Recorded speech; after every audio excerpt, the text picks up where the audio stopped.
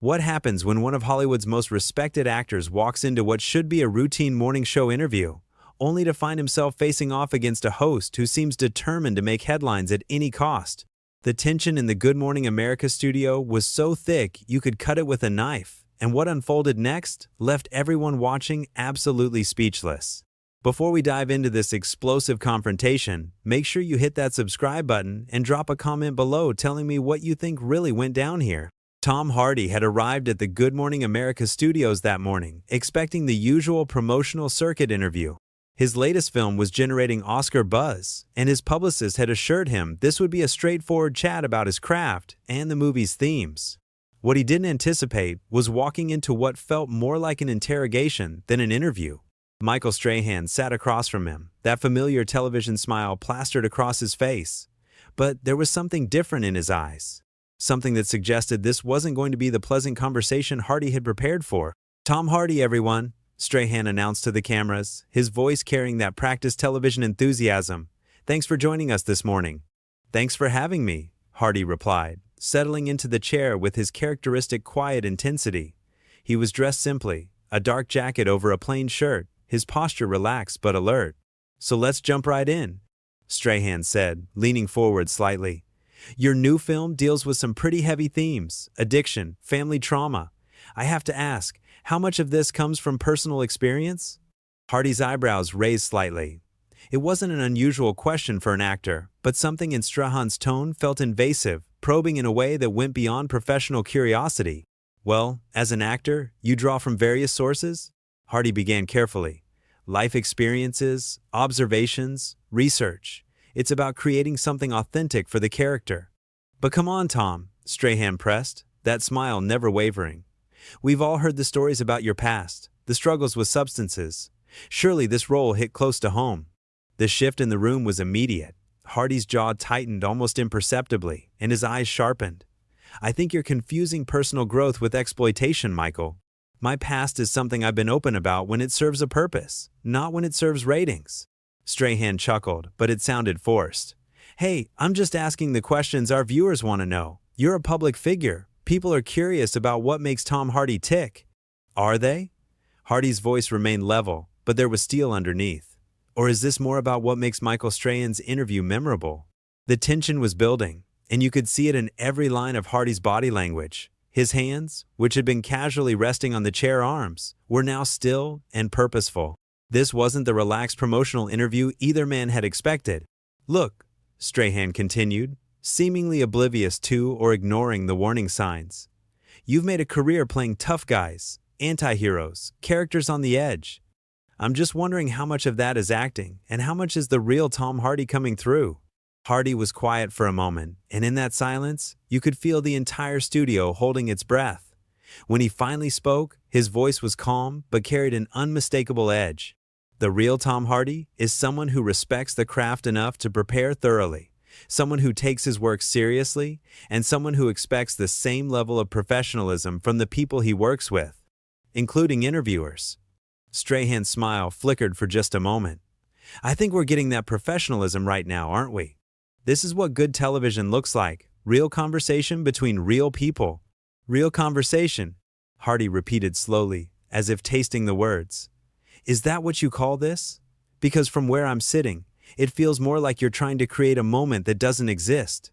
The cameras were still rolling, capturing every micro-expression, every shift in body language. The producers behind the cameras were probably thrilled. This was the kind of unscripted television that generates clips and headlines. But Hardy wasn't playing along with the game. "I think our viewers appreciate honesty," Strahan said, his tone becoming slightly more defensive. "They want to see the person behind the performances." "Then maybe you should try asking about the performances," Hardy shot back, his voice still controlled but with an undertone that suggested he was rapidly losing patience. "About the months of preparation, the research, the collaboration with directors and fellow actors, instead of fishing for personal drama that has nothing to do with the work." Strahan leaned back slightly, perhaps finally recognizing that he had pushed too far. But instead of backing down, he doubled down.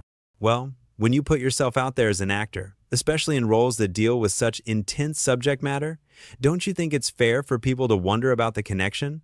Hardy's response was immediate and sharp. What I think is fair is for journalists to do their homework, to ask questions that serve the audience's understanding of the craft, not their appetite for gossip. What I think is fair is for morning television to elevate the conversation instead of dragging it down into the gutter. The words hung in the air like a challenge, and suddenly Strahan's practiced television demeanor began to crack. For just a moment, Strahan's mask slipped, and what emerged wasn't the polished television personality millions of viewers knew, but something rawer, more defensive. His jaw tightened, and his eyes flashed with something that looked remarkably like wounded pride. "Look, Tom," Strahan said, his voice losing some of its manufactured warmth. "I've been doing this for years. I know how to conduct an interview. Maybe the problem isn't with my questions. Maybe it's with someone who can't handle a little scrutiny." Hardy's expression didn't change, but something shifted in his posture.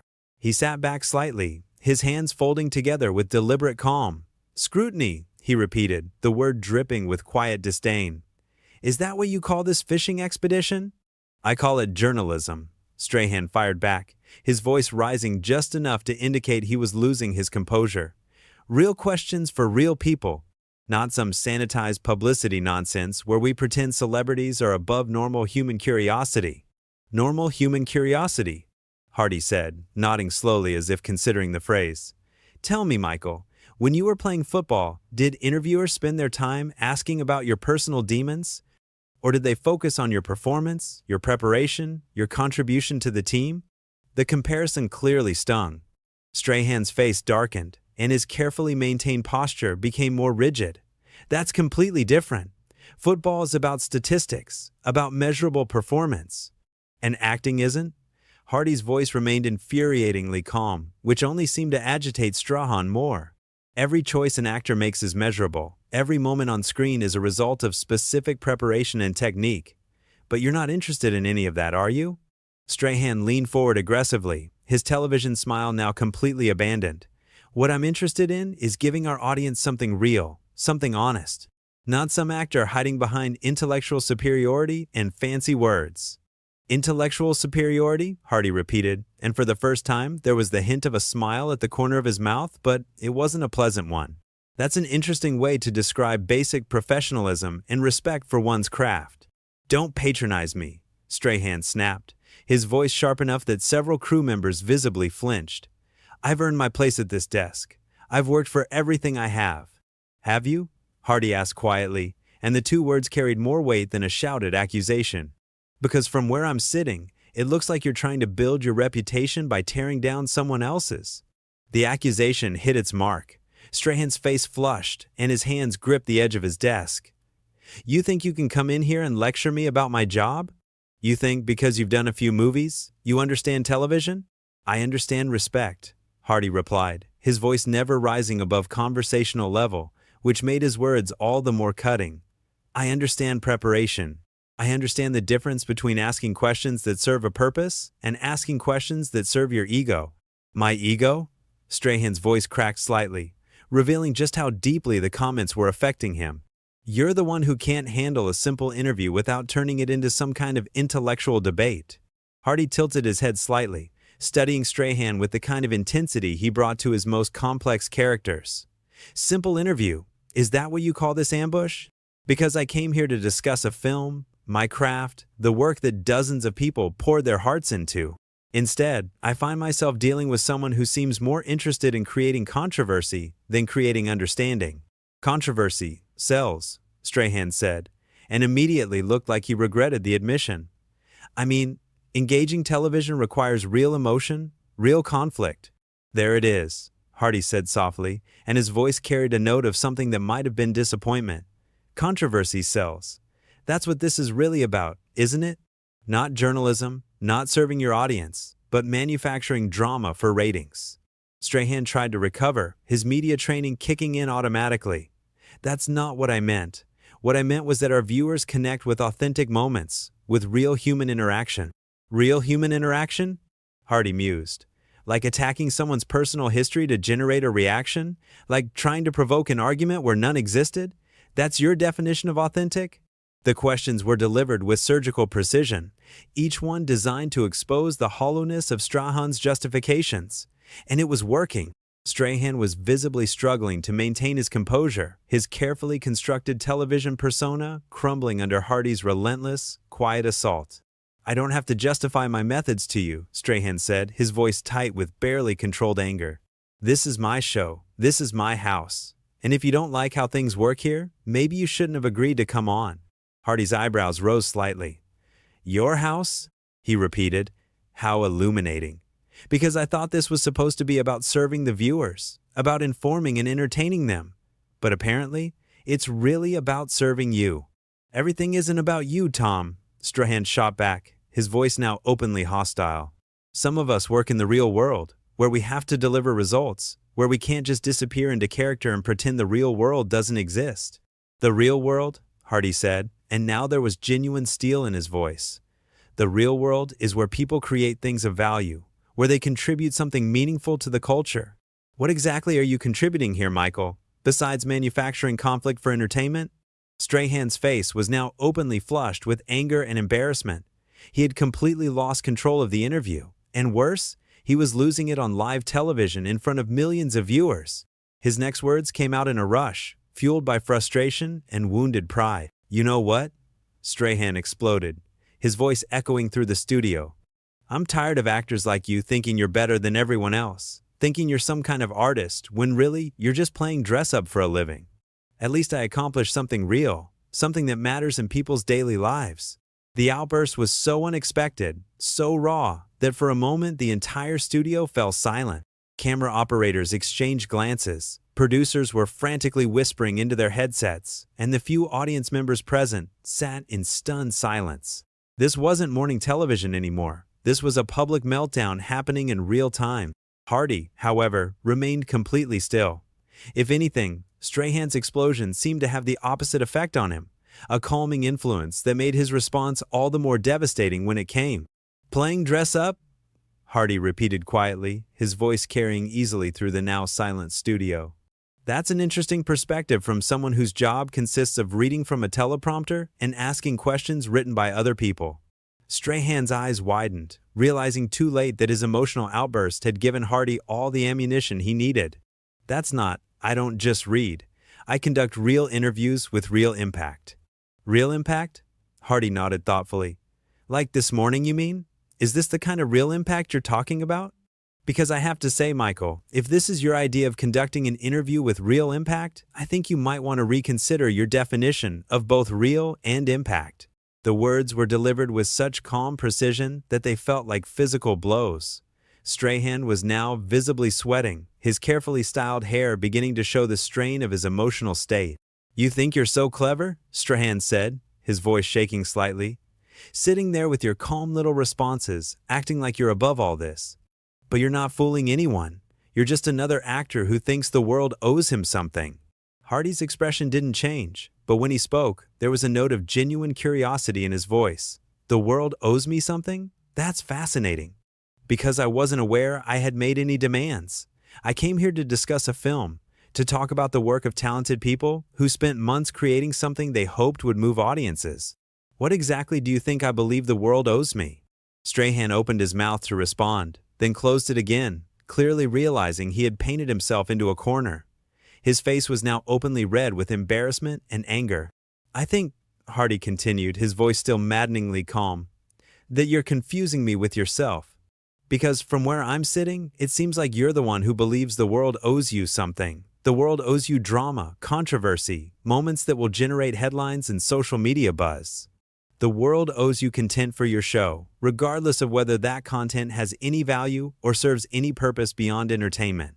"That's not true," Strahan protested, but his voice lacked conviction. "I provide a service. I inform people. I give them news and entertainment." "Do you?" Hardy asked, tilting his head slightly. "Because what service exactly have you provided this morning? What have you informed your viewers about? What news have you delivered? What entertainment have you offered beyond the spectacle of watching you lose control of your own show?" The questions hung in the air like accusations, and Strahan seemed to physically shrink under their weight.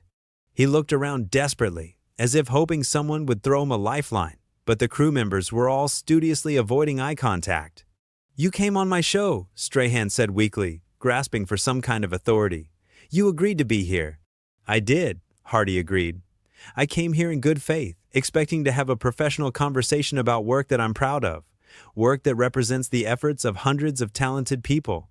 Instead, I find myself in the middle of what can only be described as a character assassination attempt by someone who seems to have confused journalism with tabloid sensationalism.